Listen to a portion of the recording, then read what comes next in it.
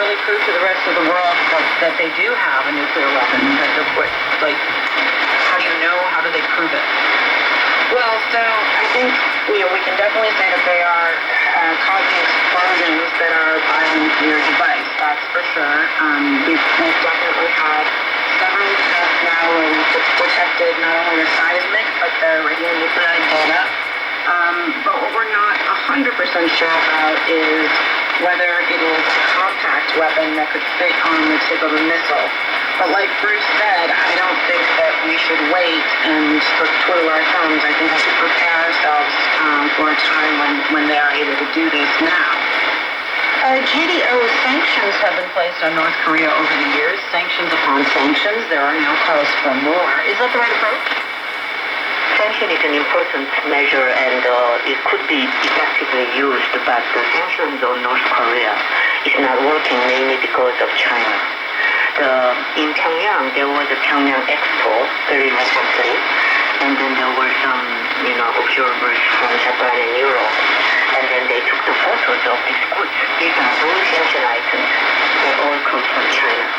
So China behaves or pretends that they are member of the sanction team as a UN member, so they don't control it, and they actually keep doing it. So without the China pitching in, I think sanction is basically a half joke. And so, what can you do about that?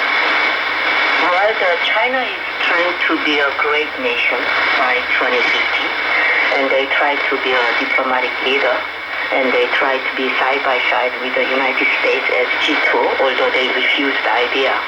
So I think you should have all these lists and items and procured goods from China to be displayed in a YouTube or whatever SNS or formal channels like you or CNN. Everybody just put the item and make a shame of sometimes doesn't work because China has very thick skin, but nonetheless, we should have a clear understanding what China is violating, as well as Russia and some of the European private companies as well.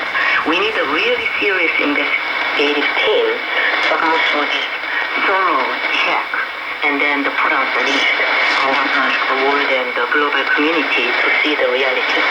Bruce Klinger, can you speak to that? First of all, the idea of shaming those who are breaking the sanctions.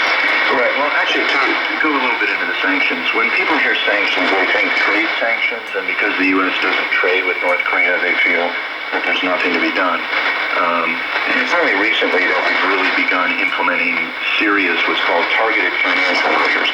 The vast majority of all international financial transactions are denominated in U.S. dollars because that's the centrality of the dollar to the financial system. That means those must go through a U.S. Treasury Department regulated bank in the United States. I mean, if you ship money from Paris to London, it actually goes through New York. And we know from the UN that the majority of North Korean transactions are still denominated in dollars.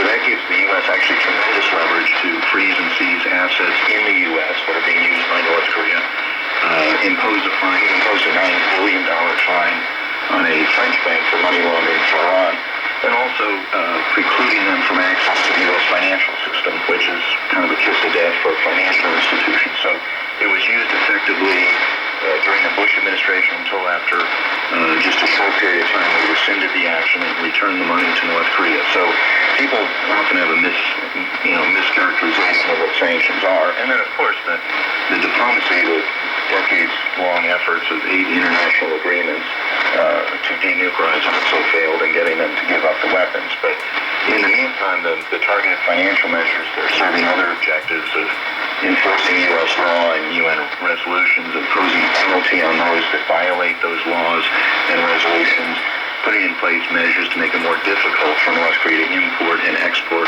the prohibited items for their programs. And would that affect what's going on with China? Well, what we can do with China is impose what's called secondary sanctions. It's sort of someone assisting someone in their crime. And to date, the Obama administration has not sanctioned a single Chinese entity for these secondary sanctions. So that's a way we can actually push China to do things. Melissa Hanham, is there a role for diplomacy at this point?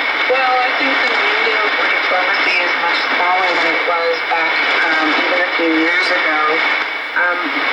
think that it's still important to present some carrots along with all the sticks.